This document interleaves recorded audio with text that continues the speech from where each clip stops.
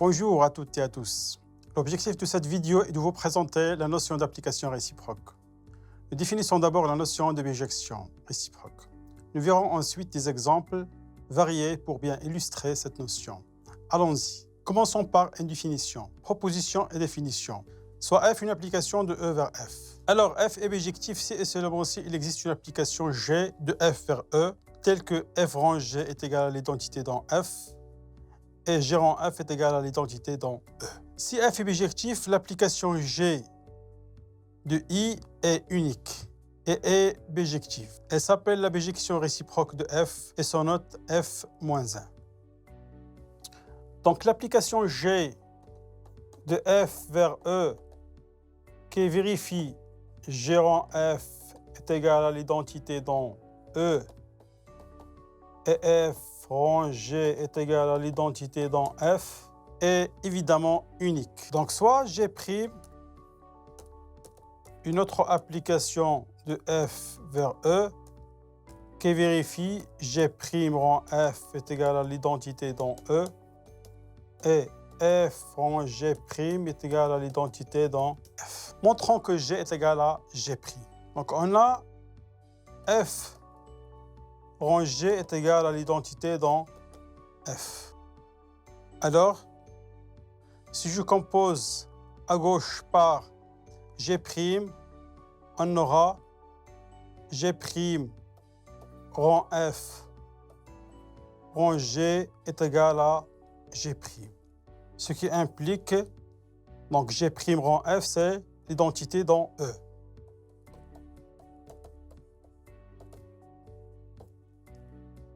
Ce qui implique que G est égal à G'.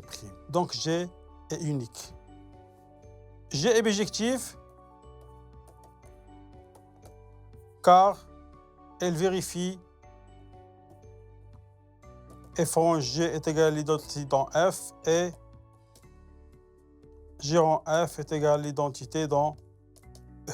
Conséquence, si F est une application de E vers F, alors F-1 est une application de F vers E, vérifie F rang F-1 est égal à l'identité dans F, et F-1 rang F est égal à l'identité dans E. Donc, il découle immédiatement de la définition. Deuxième conséquence, quel que soit X appartient à E, quel que soit Y appartient à F, F de X est égal à Y est équivaut à F-1 de Y est égal à X. Ça veut dire si X transformé par F en Y, alors Y est transformé en X par F-1 et vice-versa. Géométriquement, l'équivalence de la conséquence B signifie que les graphes de F et F-1 sont symétriques par rapport à la première bisectrice d'équation Y est égal à X. En effet, si le point MXY appartient à C de F, ceci est équivalent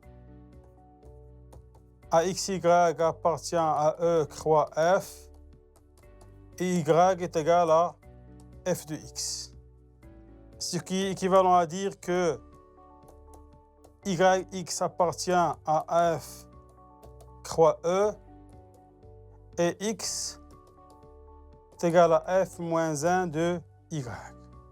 Ce qui est équivalent à dire que YX appartient au graphe de F moins 1. Donc les points M de coordonnées XY et le point M' de coordonnées YX sont symétriques par rapport à la première bisectrice d'équation Y est égal à X. Donc évidemment CF et CF-1 sont symétriques par rapport à la première bisectrice. Deuxièmement, exemple, l'application identité de E vers E, X est relié par lui-même est bijectif. Et l'identité de E-1 est égale à l'identité de E. Ça veut dire son application réciproque est elle-même. En effet, l'identité dans E rend l'identité dans E est égale à l'identité dans E. Exemple 2. La fonction G de R vers R plus étoile, X est relié par l'exponentielle de X est bijective. Sa bijection réciproque et la fonction logarithme n'est pas rien. Regardons leurs graphes. Donc, les graphes sont symétriques par rapport à la première bisectrice. Donc, les deux points E1 et 1E sont symétriques. La même chose pour 1, 0 et 0, 1.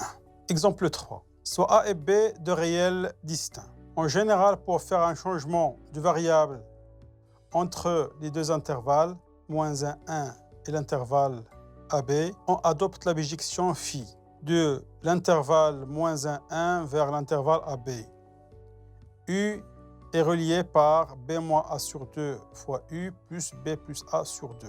Ou sa bijection réciproque, phi moins 1 de AB vers l'intervalle fermé borné moins 1, 1, T est relié par phi moins 1 de T qui est égal à 2 sur B moins A fois T moins B plus A sur B moins. Alors, comment trouver l'application phi?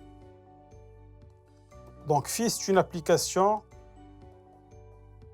de l'intervalle moins 1, 1 vers le segment ou bien l'intervalle AB.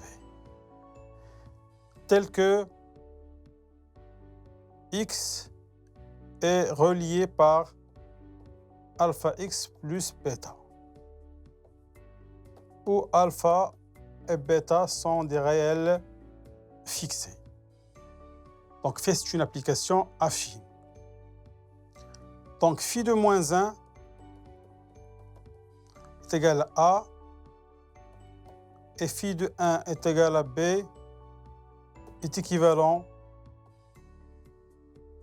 à moins alpha plus bêta est égal à A et alpha plus bêta est égal à B.